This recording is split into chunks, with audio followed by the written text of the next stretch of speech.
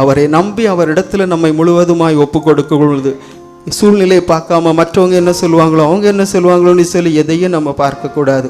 நம்முடைய ஆண்டவர் அவர் மெய்யான தெய்வம். நமக்காக உயிரை கொடுத்து நமக்காக ஜீவனை கொடுத்தது, இரத்தத்தை சிந்தி நம்மை மீட்டு ரட்சித்தது நம்ம குடும்பத்தில் உள்ளவங்க அல்ல, நம்ம உறவினர்கள் அல்ல, நம்முடைய சொந்தக்காரர்கள் பக்கத்தில் உள்ளவங்க அல்ல. ஹல்லேலூயா.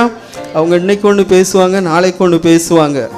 அவங்கள நம்பி நீங்கள் வாழ்ந்தால் என்ன செய்ய முடியாது? ஒரு நாளும் இந்த உலகத்தில் நிம்மதியாக வாழவே முடியாது.